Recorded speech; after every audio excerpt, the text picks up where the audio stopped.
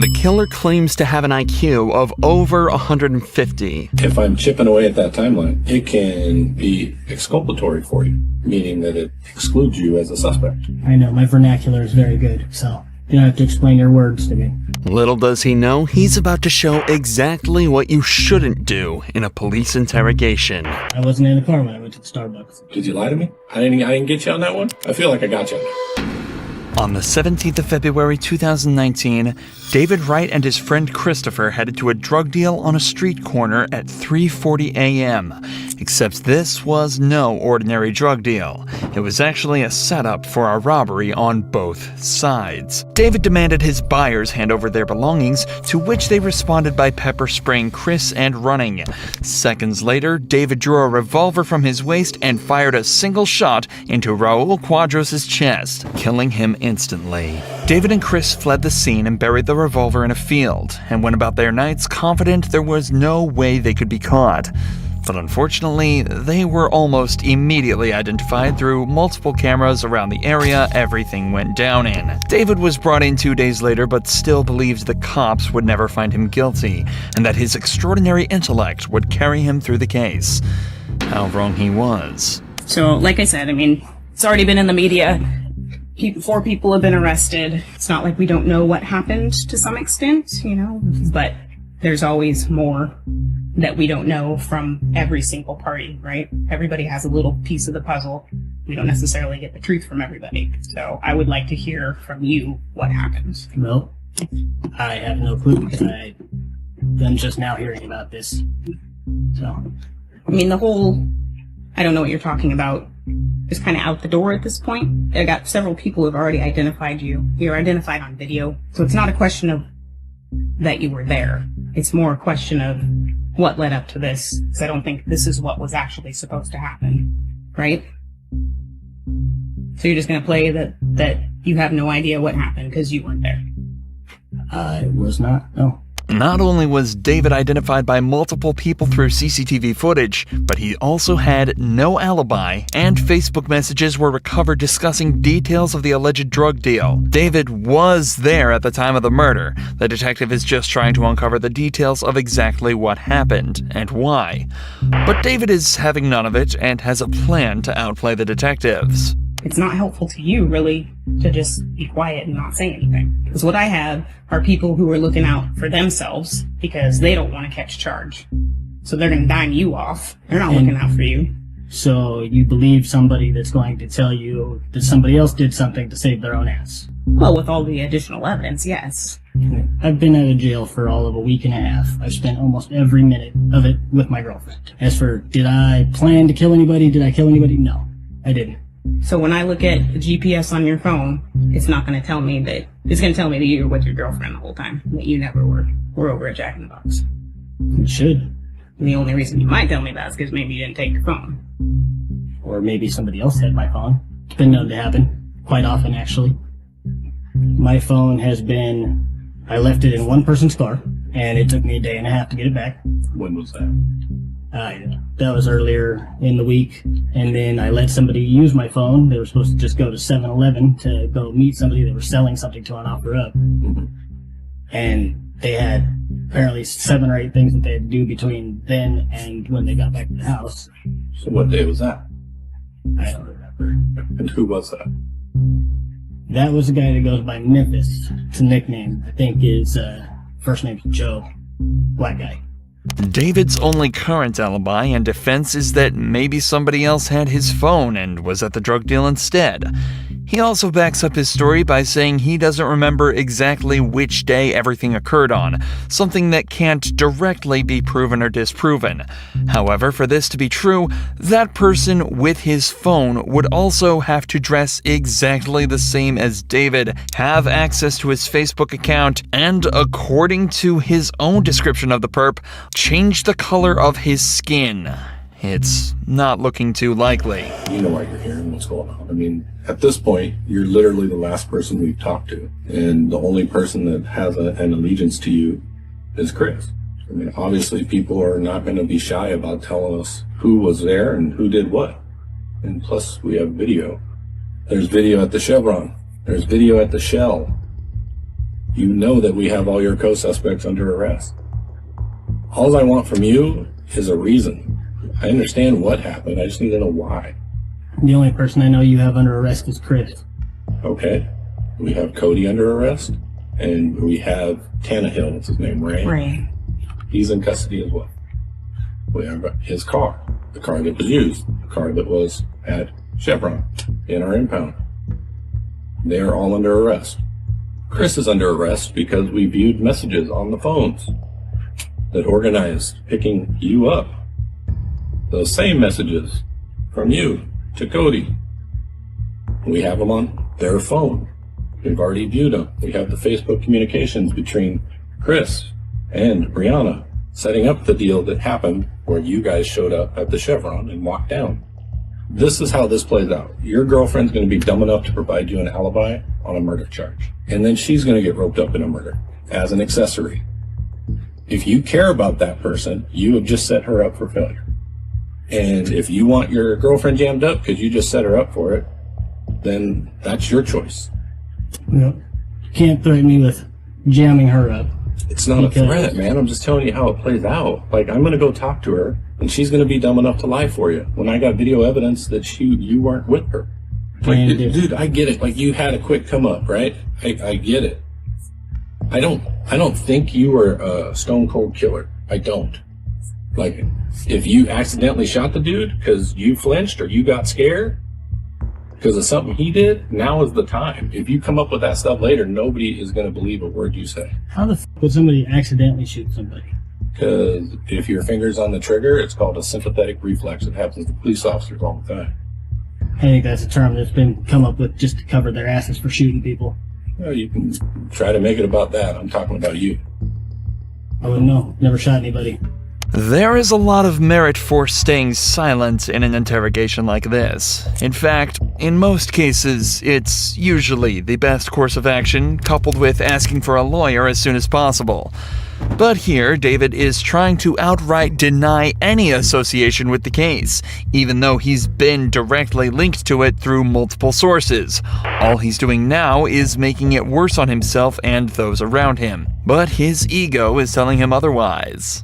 Where do I go from here? And you're the police officer, reverse roles. You're the cop. You're sitting over here trying to figure out if this dude has any remorse for what he did or if he's just worried about getting in trouble. How would you proceed? I'm not worried about getting in trouble. I didn't do shit. I'll just be upfront with you. We got Cody's phone. The one that shows your phone number and your address and the communications between you two. Like, I have it. Like, I'm not trying to be a dick. I'm just laying it out for you because that's Just what because I met up with somebody doesn't mean that I went with them to go do something. This seemingly plain statement actually carries more weight to it than you might realize. The detective presented David with a piece of concrete evidence that he's saying puts him dead to rights, to which he responds by confirming he had indeed met with Cody, but it went no further than that. Again, it seems like nothing, but now that detectives know this tactic works on David, they can attempt to use the wealth of other evidence they have to slowly extract a full confession from him. Okay. So, when did you meet up with Cody then? 1, 2 o'clock in the morning, something like that. On what day? Maybe Saturday or Sunday. Okay. Where did you meet up? Over by my house. Okay. And who was with him? That I don't know. Was he alone? When I met up with him, yes. So why did you meet up with the dude that you didn't know? Because my friend Chris had asked me to. Okay. And so what happened after that? Well, he had tried to proposition me for a handgun. Mm-hmm. I told him I didn't have one. Okay. So, Did he say why? no. So you guys meet up, you have this conversation, then what happens? He leaves. And how did he leave? Well, I walked back to my house and he walked back to whatever vehicle he was in. Okay. Why did you leave that out when we first started talking? You think that might be important that the guy under arrest for murder came to your house looking for a gun? Well, if I had given him a gun, then I think that would be important. Well, it shows his intent. I mean, of course it's relevant to the case, right? People buy guns for all sorts of reasons, man. Yeah, but in this instance, there was a murder. So they went on their way, just the Cody dude, and did you actually talk to the other guy in the car? How does he know who you are then? Maybe my name was mentioned when they were coming to meet me. But he didn't see you. Unless he seen me when he was parked. But you didn't see the car. I didn't look for the car. Unless I'm coming to meet somebody at their vehicle, I don't ask what vehicle they're in. Well, that's not. And again, don't take this the wrong way. I'm not trying to insult you, but that's not very smart. You're meeting somebody to sell guns, and you're not going to watch around you to see where they come and go? Not very He was smart. referred You to me wouldn't by do somebody that I trust. that. Okay. I would still be on my six. So you clearly have a genuine distrust of the police. Is that fair to say? I distrust almost everybody. Being honest with you about the information that we have, trying to give you an opportunity. And I mean, you've already said flat out you don't believe that he has that information. But I mean, with everything he's told you, you have to know that what he's telling you is true. Well, whatever you have, you've got from people that may not necessarily be giving you information for the best of reasons. So Take the people out of this. Take them out. Who cares about the people? We've got other stuff. Communications and all those types of things. The video. So it's not just that people are telling us this. We're not relying 100% on people. If we did that, we'd be stupid, right? I like to think I'm not that dumb. You take a totality of everything that we have. We know you're involved. And for you to sit here and just say that you don't have anything to do with it doesn't make any sense. I think that you guys have me confused with somebody else. This interview has now been going on for over 40 minutes, and almost no progress has been made. Forcing him into a corner with evidence doesn't seem to be working, and neither does running through the events of the night, or even explaining why what he's doing is a bad idea for him. So instead, the detectives almost completely switch up and begin to threaten him with the consequences of his actions on his own friends. Dude, you're not this guy. You know you're not this guy. If you were, this conversation would be different. Yeah, I'm obviously not this guy. I meant that the I'm not. dick that is letting everybody else go down for him. I meant that type of guy. That's not you. You have a reputation as being a stand-up dude. I think that whatever those guys did that leads to you believing that they were accomplices and accessories and everything like that Yeah. would be their own fault if they fucking hang for it. Really? Even though, hypothetically, you're the person who pulled the trigger? So even though somebody else pulls the trigger, you're good with those guys going down. Your homie Chris, you're good with him going down. And I get it, you don't have any allegiance to these other two dudes. I understand that. But you're good with Chris going down. Getting 20 years off of what you did. You're good with that? If you guys have him orchestrating and setting up something like that, then that's no me.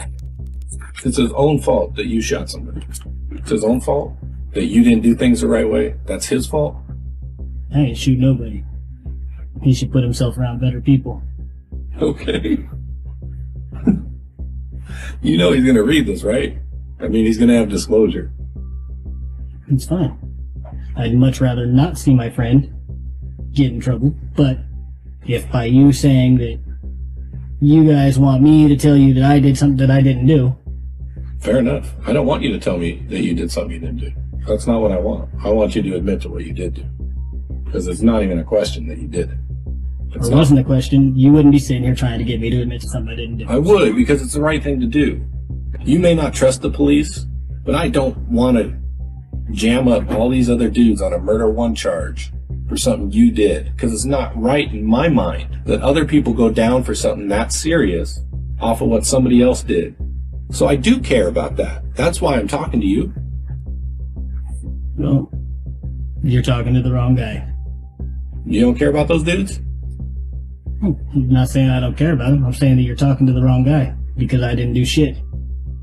That's And I think that that's not what innocent people say. innocent people that actually give a Yeah, no. You know how many people I've had in that chair, man? Thousands.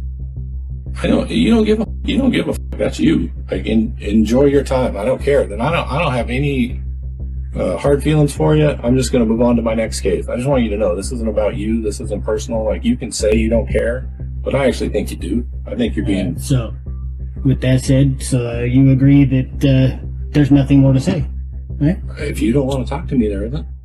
Well, I don't want to talk to somebody that's going to keep on calling me a liar. I have yet to call you a liar. You've made the implication that I'm lying to you. Because you are. But there's a difference between calling someone a liar and then pointing out inaccuracies in their story. There's a big difference. One is disrespectful. The other is not. Have I been disrespectful to you? Have I been disrespectful to you? Have I insulted you or come at you hard or done anything other than... You called me a liar. Yes, you did. You were lying. I'm not lying. Do you not freely admit that you lied to me in this interview? Where did I lie to you? About meeting up with Cody? About being home? Not going out at all? And then now you periodically are going out? Would you not concede that both of those things were lies? I don't go farther than a couple blocks from my house on foot to meet somebody very quickly and come back. Okay. That's not So, what you told me. that's Because you pretty don't much leave your being home. house? I don't leave my house. I was home all weekend with my girlfriend. It's on tape, man. There ain't no secret. Like, Dude, I've got to walk my dog. Of course I leave the house, periodic. okay. But as for did I go anywhere? So you were never at Casino in Evergreen, anywhere near there within 3 or 4 blocks Saturday night. I just want to make sure that we have this down. Let's see. Sunday morning. How far is the Starbucks on Evergreen? Which Starbucks? The one on 75th. Yeah, no, Too I'm not far. talking about that. Okay, yeah. Then no, I wasn't. Okay. So you're at the Starbucks on 75th? Earlier in the evening, yeah. Like 8 or 9 o'clock, something like that. Well, that's not home. Did you lie to me? Can No. I get I don't even get a smile out of that one? I didn't get you on that one? I feel like I got you on that. Blatantly caught in a lie, it might not seem like it yet, but David is starting to get uncomfortable. If it's not been obvious throughout the whole video, the only thing he cares about is his own ego. So now that that's been damaged, he's immediately on the back foot, and it's up to the detective to keep pushing and try to get him to move just that little bit further. Were you with someone? Yeah. Who? Another woman. Who was that? I'm not gonna tell you that because she'd be very upset. Yeah, but it's a homicide. They can help prove that you weren't involved. How? Because if you're with her, right, that gets my timeline tighter. So you were with her from 8 to when? Not very long. So you don't Half hour at most. So you don't want to tell me who that is? I really don't. Okay. Were you in a car? You're on foot? I rode my bicycle. To 75th? Then how'd you get home? I got a ride from her with my bicycle in the back of her SUV. So there was a car. Did I get you there? I feel like I got you there too. Yeah, Saturday I appreciate night, it. I'm just Sunday looking for morning. honesty, man. I mean, at this point, I feel comfortable that you have lied to me several times. I'm looking for honesty so that I can rule you out. If you asked where I was Saturday night, Sunday morning, I did. yeah. So, Sunday morning, late Saturday night, Yeah. doesn't cover 8 or 9 o'clock in the evening. Oh, okay. So then let's rewind. So Saturday morning to 8 o'clock, where were you? Most of the time, at home. Can you just lay it out for me? Why do I gotta like pull it out of you? Like, I'm asking where you were, man, so I can rule you out. For the first time in an hour he's been sat in the interrogation room, David moves his hand from his lap and adjusts his cap. His hands have also been moving around very slightly and he's been stuttering over his words. His ego has been properly bruised, and he's starting to get very uncomfortable.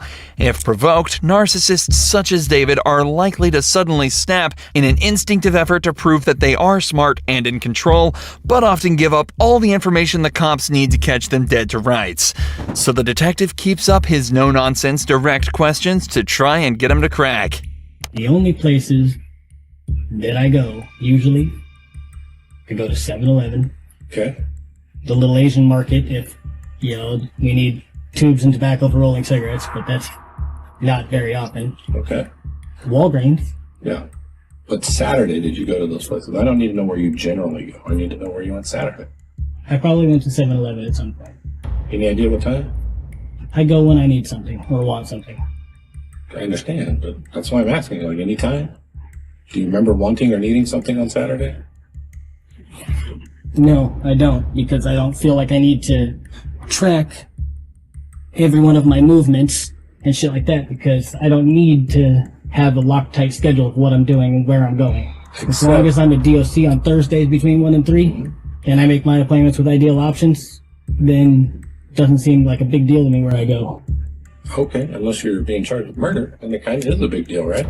Yeah, but if I don't pay attention to and keep track of these things, how the fuck am I going to tell you where I was without lying to you then? Because I don't know exactly when I was there. Well, you could at least try. Yeah, I mean, I would try. If it can rule you out as a suspect in a homicide, I would try.